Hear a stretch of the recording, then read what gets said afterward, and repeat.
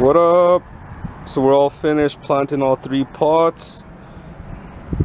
So as you can see, she's looking beautiful. And that's the first pot. We'll walk to the second guy.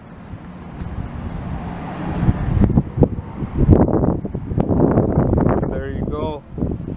Some beautiful colors we picked out today. And like I said, we did the extra mile for the client today. We got them that special soil from the Rainforest. And just like I said, this is some soil not too many people can get their hands on. Best soil anyone can garden with.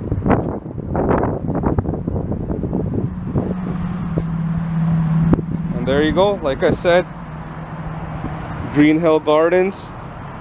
We're doing quality work all the time.